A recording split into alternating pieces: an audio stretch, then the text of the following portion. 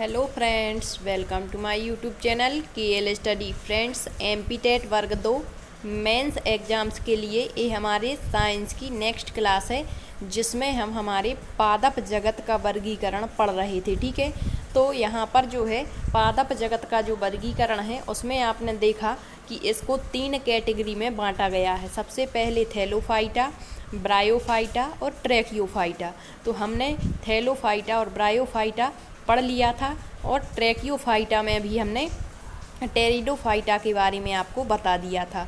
तो ये सेशन देखने से पहले आपको बता दें कि हमारा जो सजीव जगत होता है बायोलॉजी में, इसमें हमने आपको कोशिका कंप्लीट करवा दी है बिल्कुल बेसिक से। ठीक है, इसके बाद हमने जो वर्गीकरण प्रणाली है उसमें 2 जगत वर्गीकरण से लेकर 5 जगत वर्गीकरण तक आपको सारी चीज़ें बताई।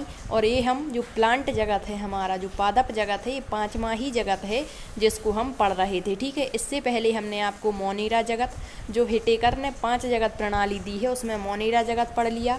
उसके अंतर्गत आने वाले जीवधारियों को पढ़ा। इसके बाद हमने प्रोटिस्टा जगत पढ़ा, कवक जगत पढ़ा और जंतु जगत पढ़ा।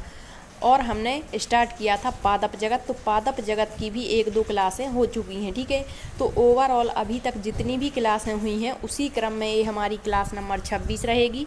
तो इसमें हम पढ़ेंगे आज आवृत बीजी और अनावृत बीजी के बारे में। ठीक है, तो देखिए यहाँ पर एक बार फिर से पादप जगत का जो वर्गीकरण, जिस तरीके से जंतु जगत में हमने विभिन्न प्रकार के संघ पढ़े थे कि पॉरीफेरा संघ क्या होता है और इनको किस आधार पर वर्गीकृत किया जाता है, तो उसमें पूरे जंतुओं की आकार की पढ़ी।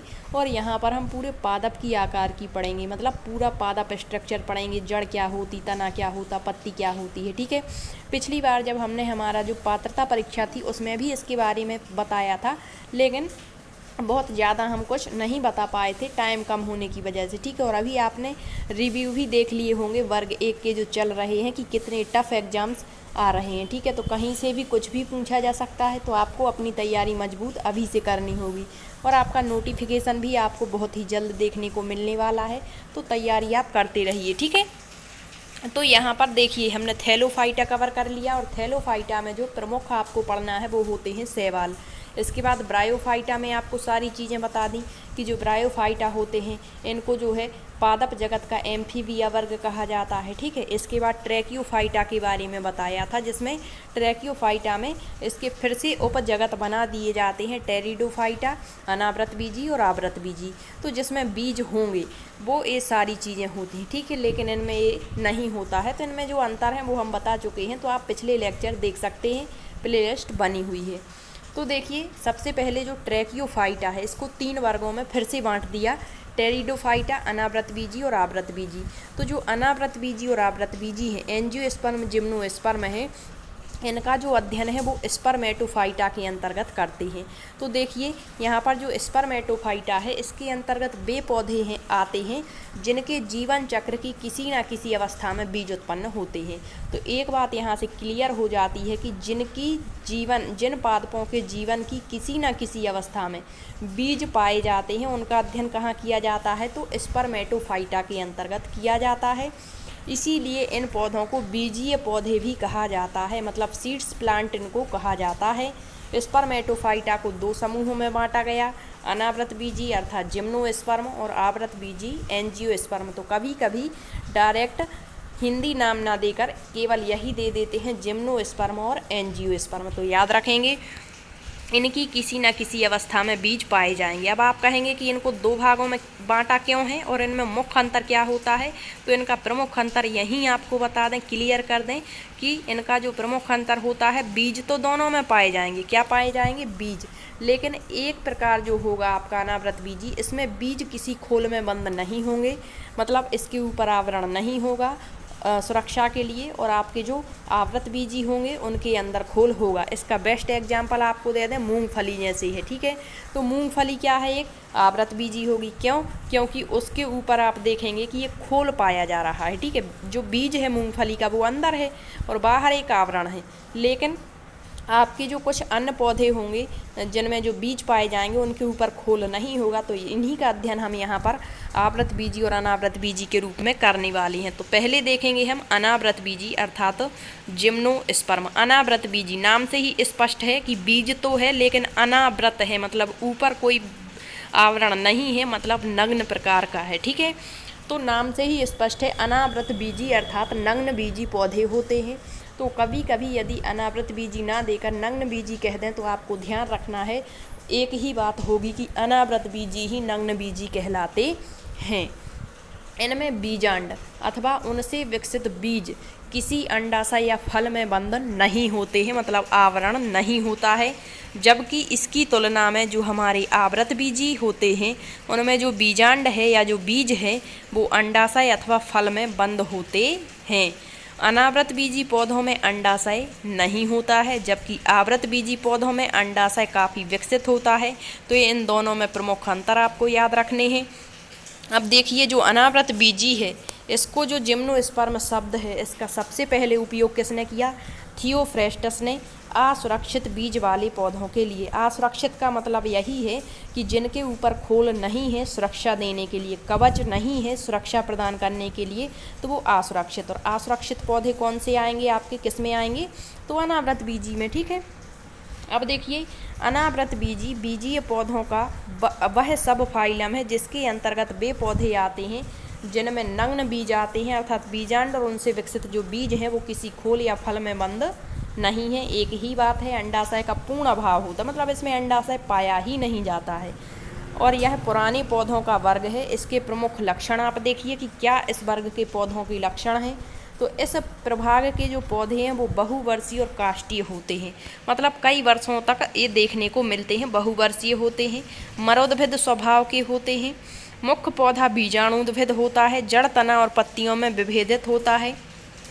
जड़ें प्रायः मूसला और शाखित होती हैं। तो आगे चलकर हम जड़ों के बारे में भी पढ़ेंगे कि मूसला जड़ें क्या होती हैं, अपस्थानिक जड़ें क्या होती हैं, इनके अंतर्गत कौन कौन से आपके, जैसे गाजर है तो इसमें कौन सी जड़ होगी, ठीक है, मूली में कौन प्रकार की जड़ होगी, ये सारी चीज़ें। तने जो होते हैं, स्टेम जो है वो प्रायः ऊर्ध्व शाखित, कभी कभी अशाखित। अशाखित तना जो होगा वो साइकस के पौधे का होगा। ठीक है, पत्तियाँ एक प्रकार की अथवा दो प्रकार की हो सकती हैं, और दो प्रकार यदि हैं तो कौन कौन से हैं? फॉलिएज पत्तियाँ और सल्क पत्तियाँ। तो डायरेक्ट क्वेश्चन पूछ सकते हैं, फॉलिएज और सल्क पत्तियाँ किस वर्ग में देखने को मिलती हैं? तो अनावृत बीजी में। तो जो फॉलिएज पत्तियाँ हैं ये हरी, सरल और संयुक्त होंगी, और सल्क पत्तियाँ अत्यंत सूक्ष्म, सूखी और भूरे रंग की होती हैं। अब देखिए अगला लक्षण, इनमें स्पष्ट वार्षिक वलय बनते हैं, इनमें बीज आवरण नहीं पाया जाता, ये तो प्रमुख अंतर है इसका। ठीक है, इनमें संवहन ऊतक पाए जाते, मतलब जाइलम फ्लोएम होते हैं भोज्य पदार्थ और खनिज लवण का संचय करने के लिए। ये नग्न बीजी और अशाखित होते हैं, इनमें वायु परागण होता है। आगे चलकर हम परागण भी देखेंगे। इनमें बहुभ्रूणता पाई जाती है, भ्रूण से मूलांकुर और प्रांकुर के साथ ही एक या एक से अधिक बीज पत्र बनते हैं। साइकस में कास्ट मेनोजाइलक और जो पाइनस पौधा होता है इसमें कास्ट पिक्नोजाइलक होती है, ये याद रखेंगे। साइकस की कोरलाइट जड़ों से नील हरित शैवाल, एनाबीना और नास्टाक पाए जाते हैं जो सहजीवी संबंध प्रदर्शित करते हैं। सबसे बड़ा अंडाणु और शुक्राणु साइकस का होता है जो कि एक जिम्नोस्पर्म है। तो इतना याद रखिए। अब जिम्नोस्पर्म के आर्थिक महत्व देखिए, जो अनावृत बीजी हैं इनके महत्व क्या हैं। तो साइकस जो अनावृत बीजी के अंतर्गत आता है, इसके तनों से मंड निकालकर खाने वाला साबूदाना बनाया जाता है। नेक्स्ट है, साइकस के बीज अंडमान द्वीप की जनजातियों द्वारा खाए जाते हैं। पाइनस से प्राप्त होने वाला चिलगोजा भी खाने के काम में आता है। चीड़, सिकोया, देवदार, फर, स्प्रूस आदि जो लकड़ियां हैं, इनसे जो महत्वपूर्ण फर्नीचर बनते हैं वो किससे बनते हैं? चीड़, सिकोया, देवदार, फर, स्प्रूस की लकड़ी से।